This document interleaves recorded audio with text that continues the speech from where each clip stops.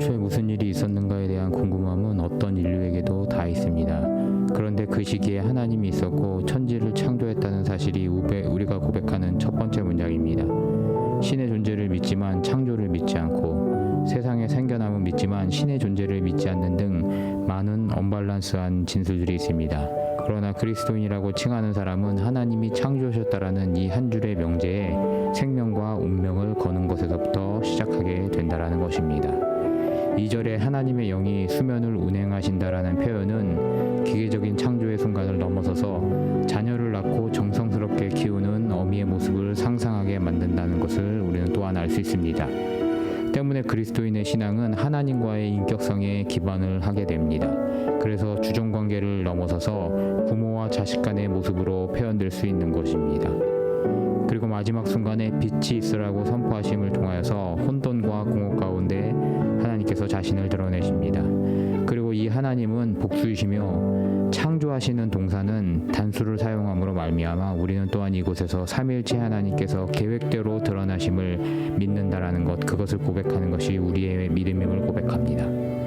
우리가 믿는다고 고백하는 대상은 정확히 무엇입니까? 그 대상에 대한 올바른 상과 개념의 정립이 결국 우리들의 신앙의 모습대로 드러난다는 사실을 우리는 외면하지 않아야 합니다.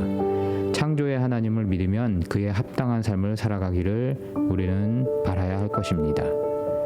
다음으로 태초에 분명하게 혼돈과 공허와 어둠이 존재하고 있었다라고 기록하고 있는 것을 보게 됩니다. 이에 관해서 어떤 자들은 세상의 근원은 어둠으로 대표되는 악이 먼저였다라고 생각하기도 합니다.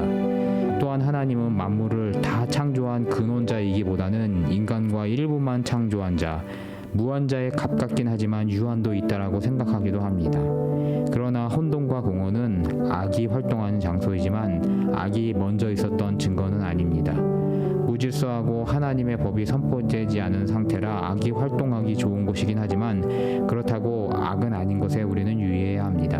하나님께서 1절에서 원창조를 하시고 질서와 비워진 상태를 완벽하게 하시고 마지막 창조의 정점인 인간을 향하여서 나아가고 계신 것을 우리는 창세기 1장을 통하여서 믿음의 눈으로 바라봐야 합니다. 우리 삶과 세상 가운데도 언제나 혼돈과 공허는 있을 수 있습니다. 그런데 혼돈과 공허에서 질서를 바로잡고 회복하는 것이 그리스도인의 임무라는 것입니다. 그것이 신체적이건 정신적이건 사회적인 건 간에 모든 면에서 중요한 것은 그 혼돈이 깃들기 좋아하는 악을 방치하는 것이 아니라 몰아내고 하나님의 창조 섭리를 실천하는 작은 경적자로서의 삶을 사는 것이 그리스도인의 책무임을 잊지 말아야 합니다. 우리 주변의 혼돈과 공허에 놀라고 공황 상태에 이르지 마시고 말씀과 성령으로 새로운 창조의 씨앗을 뿌리시는 하루 되시기를 주님의 이름으로 축복하면서 오늘 말씀을 마치도록 하겠습니다.